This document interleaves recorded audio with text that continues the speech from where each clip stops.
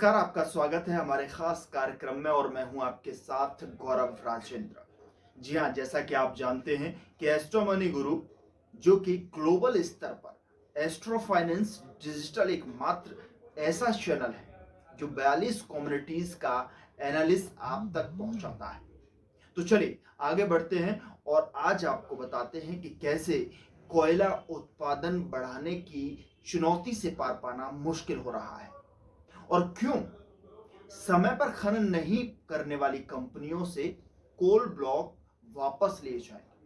दरअसल आपको बता दें कि जिस तरीके से अंतर्राष्ट्रीय बाजार में कोयले की कीमत में यूं तो पिछले 3 वर्षों से ज्यादा, लेकिन यूक्रेन रूस युद्ध के बाद ये कीमतें आसमान और ज्यादा तेजी से छू रही हैं। मौजूदा कीमत पर आयातित कोयले से बिजली बनाना इतना महंगा हो गया है कि उसके लिए भारत में खरीदार मिलना मुश्किल है। ऐसे में केंद्र सरकार घरेलू कोयला ब्लॉकों से ही उत्पादन बढ़ाने की रणनीति की ओर धार देने में जुटी हुई है। मंशा यह है कि निजी क्षेत्र से भी कोयला उत्पादन ज्यादा से ज्यादा बढ़े।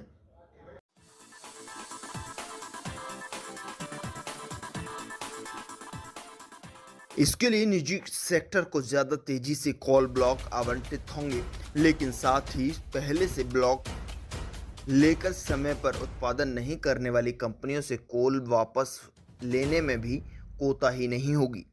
वर्ष 2022 और 23 में निजी सेक्टर को 60 कोल ब्लॉक का आवंटन करने का लक्ष्य रखा गया है, जबकि पिछले वित्त वर्ष 47 ब्लॉक आवंटित हुए थे। 30 मार्च 2022 को कोयला मंत्री प्रहलाद जोशी ने लोकसभा को बताया था कि 2030 तक भारत को 1.3 से 1.5 अरब टन कोयले की जरूरत होगी, जो मौजूदा उत्पादन के स्तर से 63% ज्यादा है। जबकि उन्होंने एक अन्य प्रश्न के जवाब में बताया था कि वर्ष 2016 से 2017 में देश में घरेलू कोयले का उत्पादन 64 करोड़ टन था, जो वर्ष 2021-2022 में 74 करोड़ टन ही रहा है, यानी 6 वर्षों में 15% की बढ़ोतरी हुई। अगर वर्ष 2019 से लेकर 2020 तक 73 करोड़ टन उत्पादन से तुलना करें तो पिछले 4 वर्षों में कोयला उत्पादन तकरीबन एक ही स्तर पर रहा है।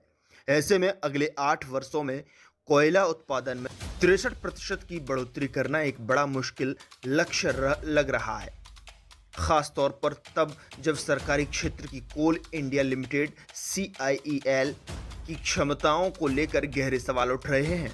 आपको बता दें कि कंपनी ने वैसे तो 2023-2024 में 100 करोड़ टन कोयला उत्पादन का लक्ष्य रखा है, जो वर्ष 2021-2022 के दौरान अधिकतम 65 करोड़ टन उत्पादन को देखते हुए असंभव दिखता है। यही वजह है कि हाल ही में एक संसदीय समिति ने 100 करोड़ टन कोयला उत्पादन लक्ष्य को लेकर CIEL को ज्यादा गंभीर होने का कहा है। इस पूरी स्थिति को देखें तो कोयला मंत्रालय के पास 2 ही रास्ते हैं, एक आयात को खूब बढ़ाएं और दूसरी निजी सेक्टर को कोयला उत्पादन बढ़ाने में मदद करें।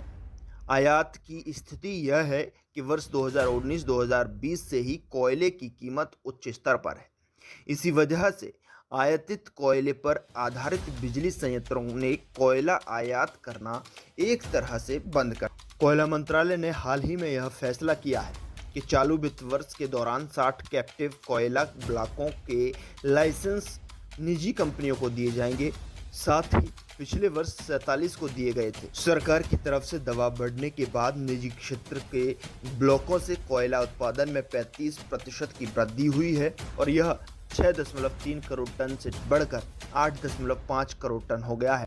चलिए अब आपको बताते हैं कि इस पूरे प्रकरण पर सरकार क्या उम्मीद लगा रही है, और आपको बता दें कि सरकार पहले के 47 ब्लॉक और इस वर्ष दिए जाने वाले 60 ब्लॉकों से कोयला मंत्रालय ने उम्मीद लगा रखी है कि कुछ वर्षों में 23 करोड़ टन कोयला निकाला जा सकेगा, और यह योजना कामयाब रही तो वर्ष 2030 तक यानी 1.3 अरब टन के लक्ष्य को हासिल करना संभव होगा।